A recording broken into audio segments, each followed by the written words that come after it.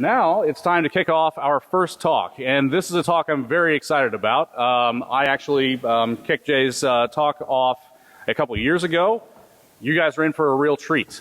Jay Healey is not only has quite a interesting resume, and I'm sure he's going to go through some of that, but he's going to talk a little bit about feds and 0 days and stuff like that, because it's been kind of a wild year for things like law and policy and security. So this is going to be a good one. Let's give our first speaker a big round of applause.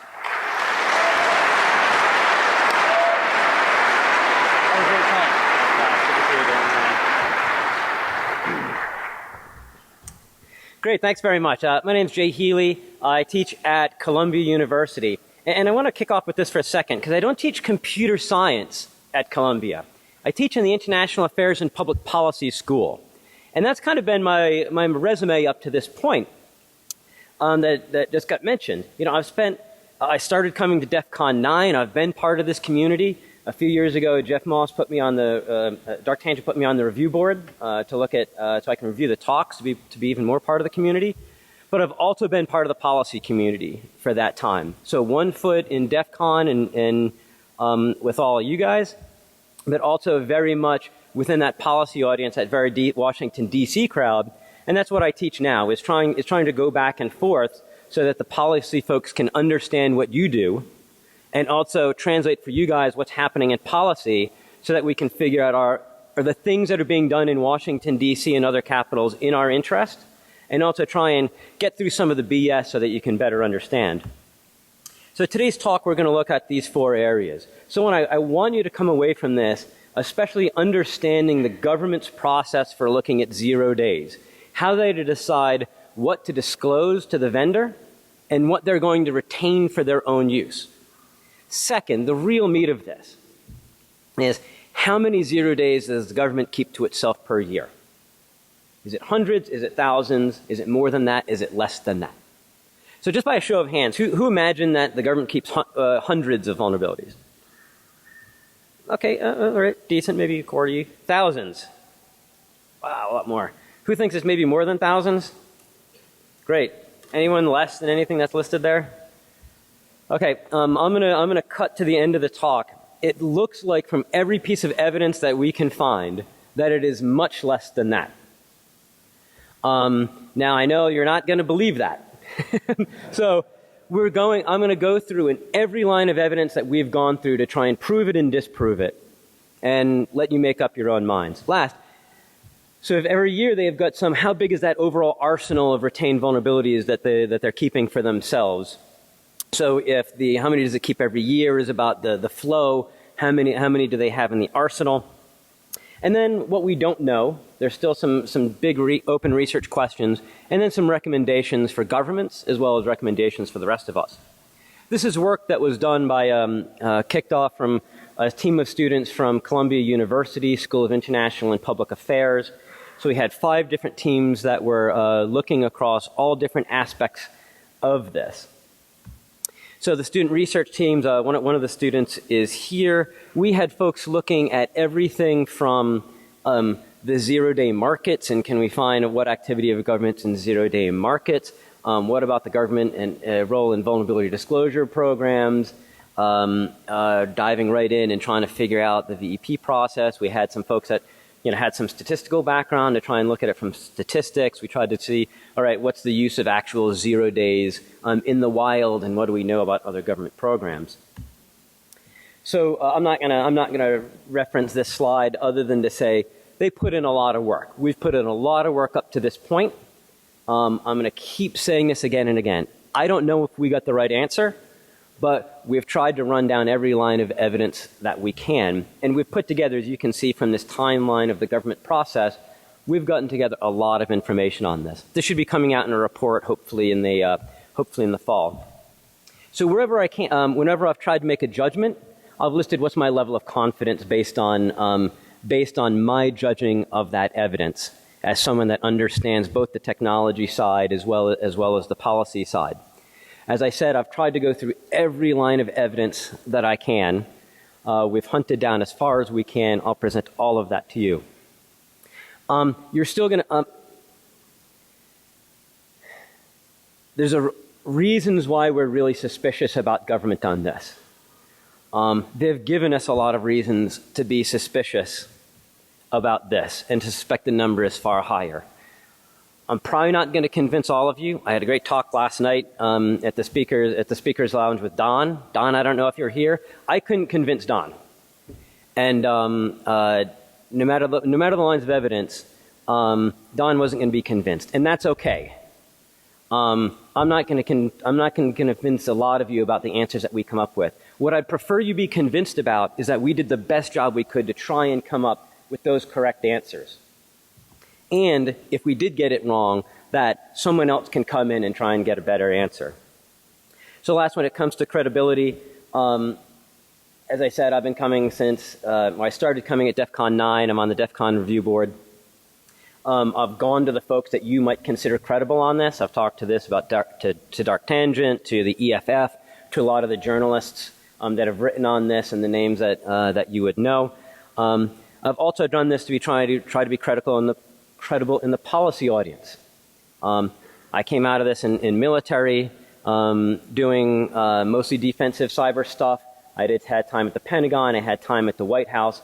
I've talked to that crowd and the journalists that have written the stories, and I've gone to all these groups, from EFF to former White House and current government officials, to say, where am I right? Where are we wrong? What has our research team seemed to be off? I've said, can we prove that we're wrong? Is there any way that we can find any evidence that disproves this? And this is what we've come up with so far. So hopefully you'll at least be convinced with what we've done. Okay, way too much preface. So the government has two main roles when you're talking about vulns. And there's strong tension and often bureaucratic infighting between these two communities. You've got the agencies that love to use the 0 days. They want to keep the 0 days. Generally, this is really simplified. So you've got DoD, the intelligence community, and law enforcement agencies that will like to keep these open, as we saw in Apple FBI, so that they can collect intelligence. They can do their job as they see it. There's others whose equities say, no, we want these to be pretty much all closed down. So, for example, the Department of Commerce they've been running a vulnerability disclosure dialogue. Alan Friedman there. The agencies that represent a specific sector of critical infrastructure, like the Treasury Department or the Energy Department, have equities where they want these things disclosed back to the vendors. And then DHS, which for the most part wants some defensive. There are law enforcement parts of DHS, but for the most part, the critical infrastructure protection and cybersecurity folks overwhelmingly want these closed down. And this is important because you see this tension between these agencies. The government is certainly not of one mind on this. And that does come in when we were thinking about evidence later on. I also want to point out there's three different main kinds of vulnerabilities when you're thinking about this from the government perspective. First is the battlefield systems, right? This talk isn't going to deal with a Russian surface-to-air missile vulnerability. Right, that's not a commercial system that wouldn't go into the program that we're talking about here. Second, are closed and proprietary, but still commercial systems. So this is the things like Siemens, the industrial control systems, the more Internet of Things devices that are coming online. Last, the ones that we tend to think about when we're talking about vulns is the open internet, the Microsofts, the Ciscos, the Apple vulnerabilities. But keep in mind, we do have these three sets, and we're not going to be talking about the closed battlefield ones. So we're going to start the story. We know the government has been using and sharing vulnerabilities for at least 50 and probably more like 20 years, going back to the 90s. Some of you might have seen comments from Richard Baitlick. He's now with FireEye Mandiant, and he had been in the Air Force in the 90s, and he gave this quote. He was on the defensive side of Air Force CERT, and they discovered a Cisco vulnerability, and they said, great, let's tell Cisco. They didn't have any kind of process. They said, that's the right thing to do. And the offensive part of the Air Force at that time in San Antonio, said, "What are you doing? Let us know about that first. You can't just tell the vendor." So we know at least at this point in the Air Force you had this, there was no set policy and you had this default to the offense, right? They said, we'll decide, and it looked like they were keeping it for offensive purposes. Also, we know from this time that the military and the other agencies, they really hoarded it, right? If you were Air Force and you had a Cisco vulnerability, you didn't tell the Navy about that. You didn't tell NSA, you didn't tell the Army.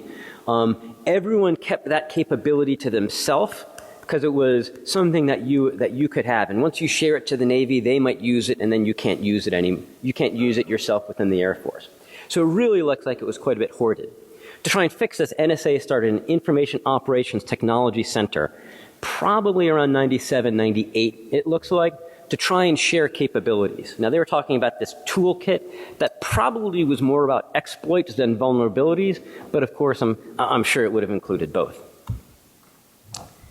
So there's nothing from the White House on this point up until until July 2002, when they came out with a classified National Security Policy Directive, NSPD 16, still classified, and it asserted the presidential authority to get involved in this process. So if you hear someone that says the government doesn't know what they're doing on offensive, there's no policy to coordinate this, no, it's actually quite an old policy. It's almost 15 years old. And I've talked to some of the folks involved. They said they don't remember it really dealing with vulnerabilities. I don't think vulnerabilities featured very much in that. It seems like it was more about coordinating operations. Because again, prior to 2010, there doesn't seem like there's any U.S. government-wide policy or process to handle this. So even if there wasn't anything government-wide, there definitely was within NSA. They called it their equities process. It was based on their intel gain loss assessments. If any of you know intelligence, is U.S. interest going to be better served if we give this to the vendor, if we keep this to ourselves? But the decision was entirely up to the director of NSA. He didn't have to ask anyone else in the U.S. government. He didn't have to get advice from what we know of it. Doesn't seem like there was anyone outside of NSA that was part of this. There is no way to get anything in. They're more likely to keep it. This phrase kept coming up a lot in the research of Nobus. More likely to keep it if no one but us is able to use this vulnerability. If it is so obscure. So my favorite example of Nobus, since we're in Vegas, is, what was it, Ocean's 13? When Brad Pitt, they hack the jackpot machine, right? And you have to drop the coins in a certain manner to make the thing jackpot, right? That's a no one but us. No one but the Ocean's 11 gang would have known that you have to drop the tokens into this machine in a certain way. That's kind of what we mean by Nobus. It's difficult to access. It's really obscure. It's going to take difficult to discover, really difficult to try and exploit. Now, I assume, but I don't know, that the other agencies that that like to keep vulnerabilities had their own internal process. I assume CIA and Justice did, but we haven't been able to discover that yet. So where things really kick off is in 2010. And we know this now because of the documents from the EFF. And by the way, you'll see I've got FN2 up there. I've got all the footnotes at the very end of the talk. I'm going to leave my references up there so that you can take a photo of it if you're interested in following up on the references. So now you finally had this document that came out in 2010 from the Office of the Director of National Intelligence, I believe, that laid out here's the process that's going to come out. NSA can still run it, but you've now got a formal process in Washington, D.C. They call it the interagency process, by which others need to be brought in if they're going to have an equity in this issue. So this is what that process looked like. This was what was in place from 2010 to 2014. So note at the top, the government or its contractors, and I think that's a nice loophole that they were taking out there to include contractors, find something that's newly discovered and not publicly known. So all of these are key phrases in there. NSA is the executive secretariat. This is good for us because it's NSA IAD, which is the defensive side of NSA. It wasn't being run by TAO, which was the offense espionage part of NSA. So that it's being run by the defenders is actually a good sign that things were going in the right direction. It would go to an equities review board, which would have the senior people on it, and they would be the ones that would make the final decision based on the recommendations from the subject matter expert. And they would make the decision whether to disclose to the vendor or retain for their own purposes. Now this is, there was an appeals process, but it was redacted. So it's tough to know exactly what the appeals process was going to be. So as much as I like this is a decent process, right? If you're going to implement this in your organization, it's not a bad way to do it. At least it's relatively well laid out. You can, in fact, flowchart it. And it does include people outside of the agency in question. So as a policy guy, this is okay. It turns out it looks like it wasn't really ever fully implemented. So this came out in 2010. Footnote 3 there is from one of my former colleagues that had been at the White House during this time, that he said it became dormant, that NSA ran their own internal process, didn't formally include the outside agencies as much as we would have wanted. Footnote 4 is from the current head of the cyber directorate at the NSC, so a guy named Michael Daniel. So he's the president's top cyber advisor. He looks at both defense and some offense. And he said this policy at this time wasn't fully implemented, so they reinvigorated it in 2014. And I'll talk about that reinvigoration in a second here. And it looks like this decision to reinvigorate was might have been in part driven by Stuxnet, by the discovery that Stuxnet used so many Microsoft 0 days, as well as Siemens vulnerabilities as well. So if you remember, I talked about that tension between the bureaucracies. If this is true, then I think this might have been one of those places where you were seeing this tension in the bureaucracies. So that when the way I imagine, and again, I haven't found evidence on this, this is just in my mind, you can imagine seeing these defensive bureaucracies like DHS or Treasury or Energy or Commerce saying, holy crap, we just did what with Stuxnet? We didn't know about that. You were keeping all of these and now my agencies are having to deal with this. We need to try and fix this. And so this tension within the bureaucracy is an important point. I think might have been an important point here, but I'm also going to bring it up later on because what we don't see on it is we don't see that tension today. We don't see this disagreement, and I think that lack of evidence is very interesting to me. Okay. So after the Snowden revelations, President Obama puts together a senior review group, including people like Dick Clark and others that understand our field somewhat well, to say, all right, what are the recommendations that we can do to look at intelligence and other ways based on these Snowden revelations. One of those recommendations, recommendation number 30, was we need a default disclosure policy and we need a better process. Obama accepts those recommendations, January 2014, saying, 1, disclose by default. So the president signed off on this piece of paper that said the U.S. government policy is that when we get a vulnerability, my intent is that that will be disclosed to the vendor. And if you don't want to disclose that, you want to retain that, then it's up to you to prove why that's a good idea. Such public policy defaults are really important because now you know the president's intent. And it's up to the other agencies, right? You can't say, well, we didn't know what the president wanted. Well, you can, but it becomes a lot tougher. Also, what the president did was saying this stuff is too damn important to leave at any one agency. So we're going to bring it into the White House. This can't be decided just at NSA anymore. This now has to be run out of the NSC, the President's National Security Council. We learned a little bit more about this, and I'll go through that process. I'll put a slide up that has that flow chart in a second.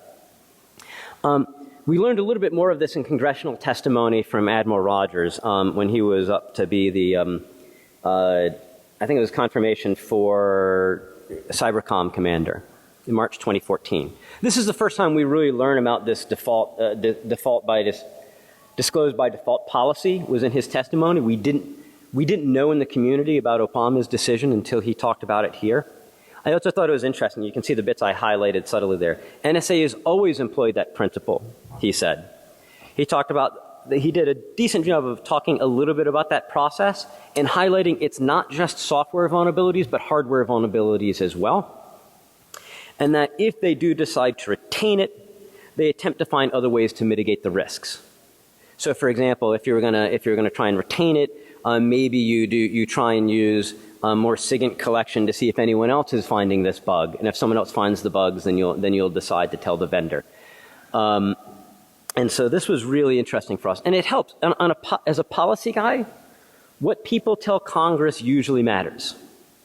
Because usually if a staffer thinks the person's full of it, the congressional staffer thinks the person's full of it, they'll go through and they'll leak in saying, look, they testified this, but we know the truth. We know the truth is different. And we didn't get any of that out of this kind of testimony. So I want to really repeat on this, because as a policy guy, this was incredibly important to me. The White House policy is to disclose to vendors. And you can scoff, and I'm okay with that. But for a policy guy, that's about as strong as it gets. The president himself made this decision. And then he didn't just make the decision, he said, I will have my personal people that are beholden to me at the National Security Council staff review this. And so that, again, it can get stronger, but this is really strong in Washington, D.C. terms. But when this was coming out, it was pretty, there were some exceptions that struck us. And people like Kim Zetter and others talked about these in saying, well, yeah, the default policy is to disclose, but if you carve out exceptions for national security and law enforcement, what the hell have you done, right? I mean, those are exceptions that you can drive a truck through. So it really, I was extremely skeptical at this stage, because we know, I mean, all of us have seen what happens when you've got that kind of exception, what the intelligence community can do with it, right? They're going to play it to the edge. But we did get 3 more breakthroughs that really made a significant difference in understanding those exceptions. 1, Heartbleed. So Bloomberg reporter wrote a story that said NSA knew. He had some confidential sources that said NSA knew about Heartbleed.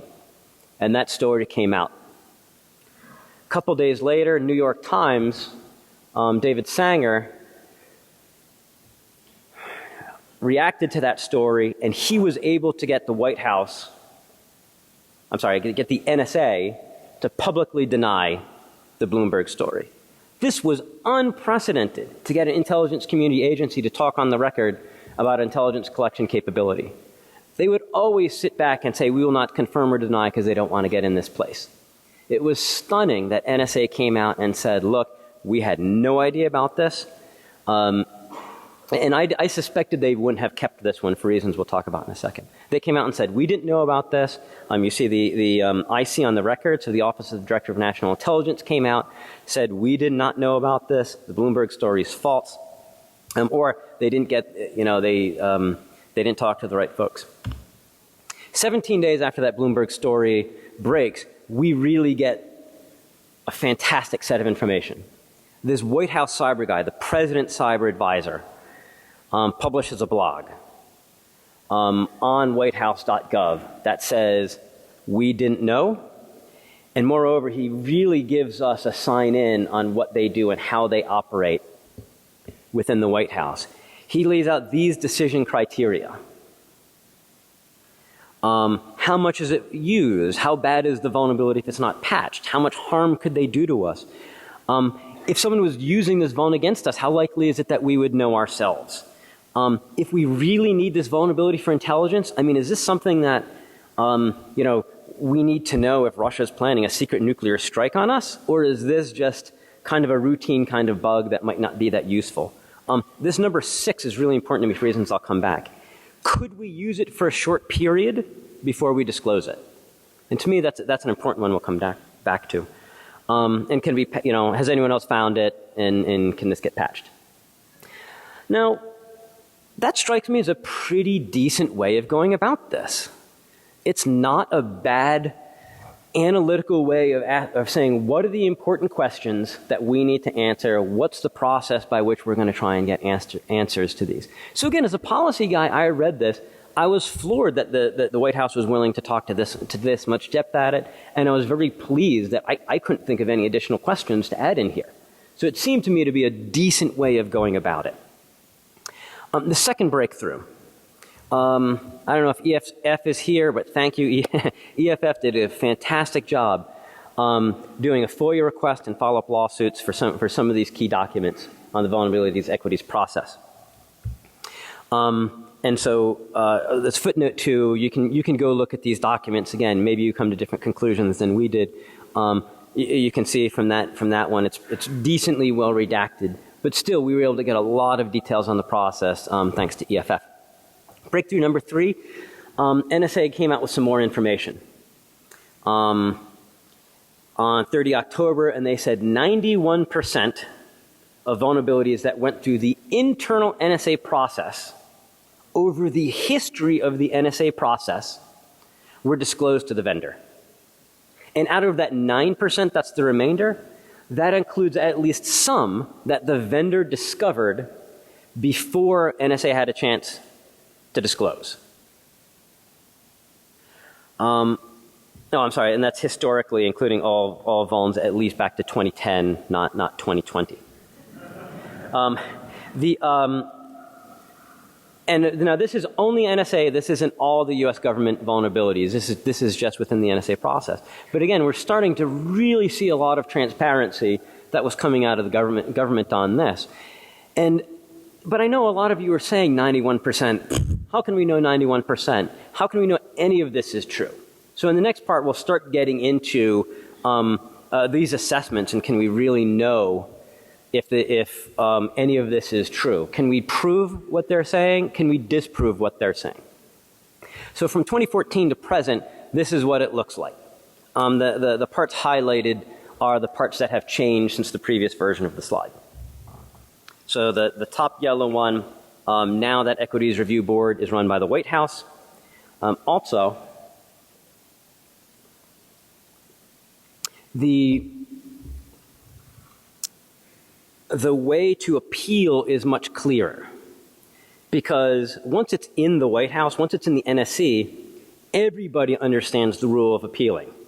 If you don't like what happened at this level, it can go to something called, it can go up to the next big level would be a deputies committee. So that would be the Deputy Secretary of the Treasury, Deputy Secretary of Defense, Deputy Secretary of DHS.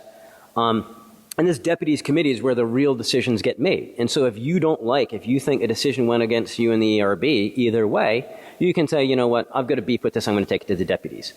That's the same way you appeal anything that's a national security or homeland security decision. So all of a sudden it became a lot clearer on what that appeals process was going to be. So what we learned applies to all feds and contractors, all vulns, whether discovered or bought. This does not apply to vulnerabilities that were known prior to the policy coming out. So that's an interesting loophole. A new process is owned by the White House. And then again, a kind of a subtle inside the beltway point.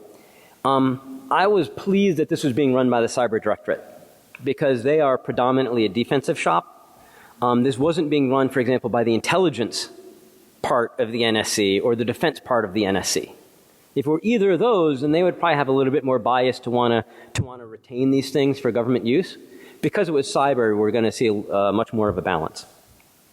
So what don't we know? And I'm going to cover all 5 of these. What didn't we know from the breakthrough? So I'm going to touch all 5 of these. FBI versus Apple. By my reading of the policy, as a former White House guy, FBI should have had to submit the iPhone 5 vulnerability. Based on that Michael Daniel criteria that we talked about, those 8 or 9 elements, it certainly seems to fit. It's certainly widespread. We can certainly imagine others using these. FBI ended up claiming contractual IP restrictions. Officially, FBI only bought the use of the tool for, what, $1 million-ish, the reporters said.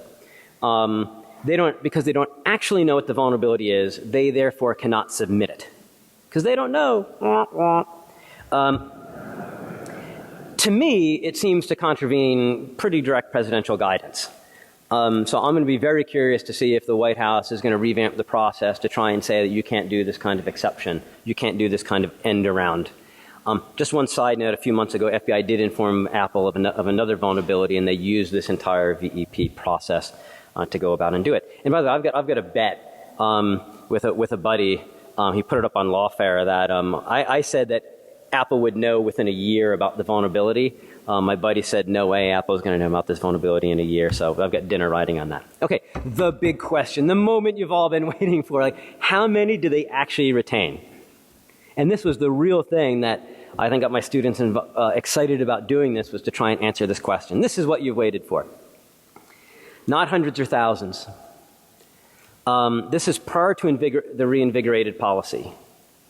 I've got moderate confidence that in the period up to 2014, they were probably keeping dozens.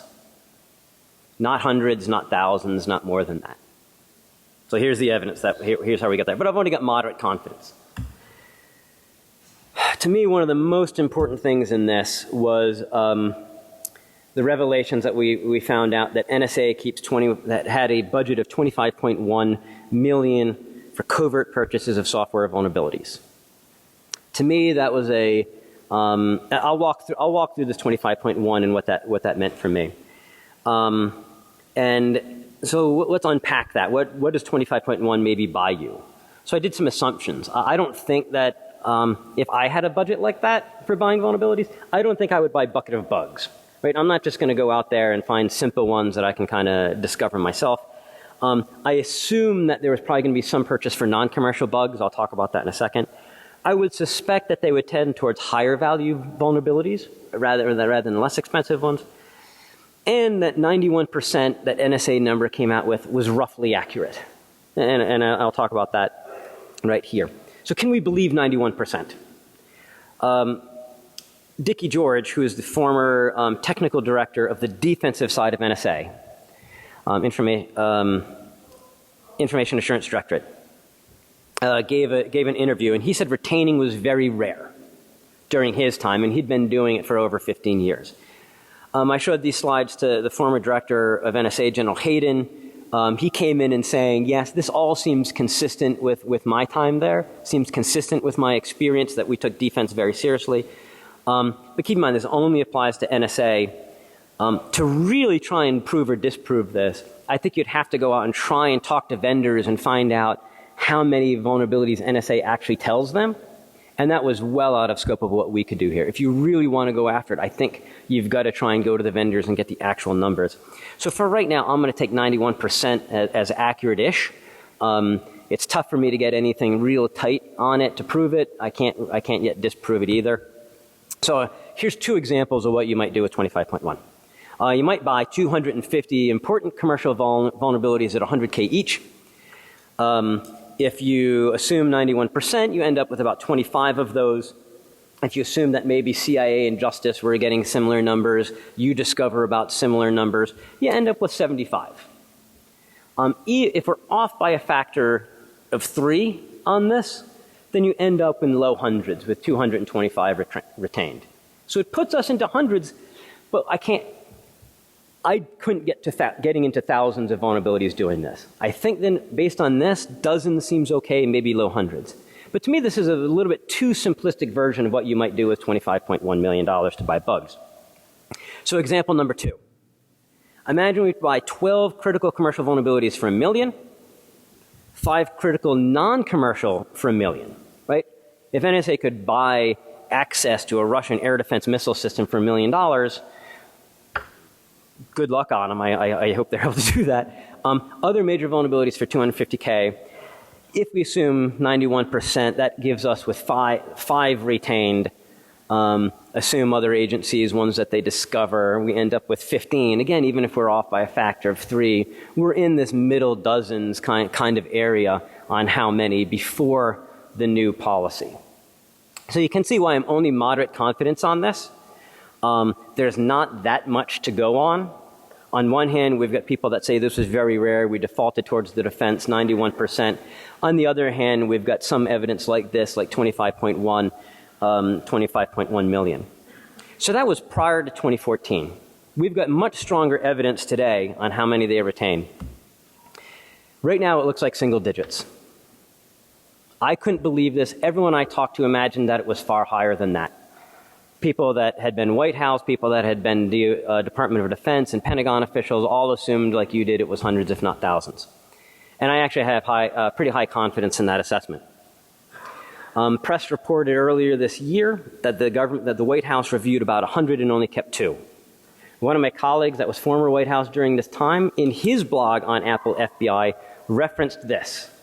That matters to someone, right? That if someone that probably knew the process pointed to someone else that referenced it in another news source, to me that's a good sign that we're on about the right track, that an insider was referencing this.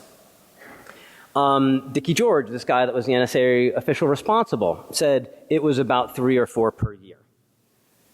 I was at NSA in August 2014. I had the TAO and the IAD tech director in the room, and they said, up to this point this year, we've retained none. Now, that was about 9 months, 8 or 9 months into the new policy, and I get told to my face it was none. So that's interesting, but we wanted to say, can we prove or disprove that? So this is what journalists say. This is what others say. This is what executives in it said. But can we prove it, or even better, can we disprove it? So one, I'm not seeing that tension between bureaucracies here. No one is coming out and saying, no, this is BS. The intelligence community is going around the vulnerabilities equities process. We're not seeing that kind of evidence right now that it seems has happened in the past. 2, it looks like there's only about 50 total 0 days last year. So to me, a number for U.S. government that's in single digits or maybe low double digits, that seems reasonable to me. If NSA is keeping hundreds or thousands, it doesn't seem right that we would only be discovering 50 per year when we've got so many people looking. And that's from every source. You know, from what all these Russian groups are keeping, from what all the China groups are keeping, from what all the red teamers are using. So to me, if they're only finding, we only found about 50 in the wild, single digit sounds about right. Again, we tried to go into the National Vulnerability Database and see if we could see any statistical anomalies of this, of the government starting to release more vulnerabilities into the system. The NVD was terrible. We couldn't figure out any of that. It's probably impossible. Again, we didn't see any, we tried to find conflicting evidence. We tried to say, prove us wrong. You know, we sent it to the EFF, we sent it to others. No one came back with anything that was significant other than modest changes to the slide. The last one we went in was a little more worrying. We said, can we figure out the total number of US government vulnerabilities disclosed? Dickie George said they discovered about 1,500 a year. If you apply the 91% to that, that gets you to that probably puts you in the dozen space, but he might have been talking about the process before it was reinvigorated in 2014. So to me, that's probably supporting evidence for the dozens. He also said that they only retained 3 or 4 a year. But again, we've tried to go in and disprove. How large is the arsenal? Moderate confidence that we're talking about dozens. We haven't done this fully. We didn't have the time to really do this, but you can do a Drake's equation, right? If you were going to say how big is the arsenal, these are the kinds of equations you'd want. These are the factors that you would have in that equation, right? How many do they keep? How long have they been keeping? How many do they burn per year? How many get discovered by vendors or by other bad guys? What's the shelf life of a bug? When I went through this, I got in somewhere around 50 or 60 when I did this. Again, if we really tried to do this in depth, you might come up with a different answer. This quote on the bottom is from Michael Daniel, the President's cyber advisor. I was talking about this talk yesterday with our tangent, and he gave me an idea that we hadn't even thought before. We actually kind of know there had been a revelation about what TAO's capabilities were. And so I added this last night. It looks like the NSA book of capabilities had 50 pages that each had one capability in it. So I thought that revelation was going to be something that disproved that it was in the dozens. And it ended up being right smack in the middle of where our guess was. Now again, that was a book about capabilities, not exploits. But to me, that was a really fascinating that it ended up in exactly the same place. I thought that was going to have hundreds. Okay, other nations have about 30. There are about 30 other nations that have this. The UK is the only one that's even talked a little bit. So love or hate US government, we're the only ones that have been anywhere near this transparent. Okay, other research questions. So as others get involved in this, how can we know our agencies really submitting all their vulnerabilities? Can agencies use the vulnerability while it goes through the process? That criteria from Michael Daniel said, he's asked, can we use this for a little bit? That leads me to believe they may not be doing that, but we haven't found a great answer for that. Can we find any more direct measurement? And most importantly, what is the next president going to do? Because this is just done by this president, and the next president can come in with their own. Okay, recommendations.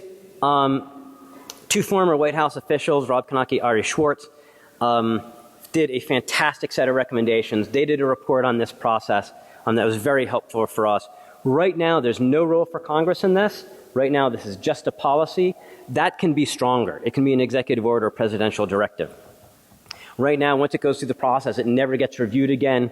And these guys said, you know what, let's take a look at that. Let's look at what the watchdogs can do, like the Inspector General or the Privacy and Civil Liberties Oversight Board.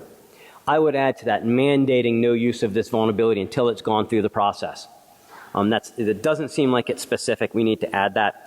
And I just think we need other countries, especially other democracies like Great Britain that get involved and give their process as well. But also countries like the Netherlands, Australia. There are great democracies that aren't talking. Recommendations for the rest of us. Normally in warfare, if one side disarms themselves, all they've done is disarm themselves. Right? If the U.S. said we're not going to have nuclear weapons, everyone else has nuclear weapons. We haven't changed. This is the one area where you can disarm governments. Because once that information goes to a vendor, everybody is disarmed. So if you're out discovering vulnerabilities and you want to disarm governments around the world, make sure you're telling the vendor. Follow up if they're not listening to you. I think we need more attention on this question amongst the researchers and more FOIA. So we covered these four areas. I think it's a pretty decent process on disclosing or retaining, but there are definitely some improvements that we can come up with. The number that they keep every year seems to be much smaller than I would have ever guessed going into this. I was shocked. I assumed it was in the hundreds. And it looks like it used to be dozens and now in the single digits. The full arsenal seems to be in the dozens, but only moderate confidence in that. And then a few areas for us to talk about. Okay, here's the references. I'll leave that up for a little bit. I don't think we're not going to have time for questions, but I'll stick around afterwards, and I'll see you out here in the hallway afterwards. So I know I might not have convinced you.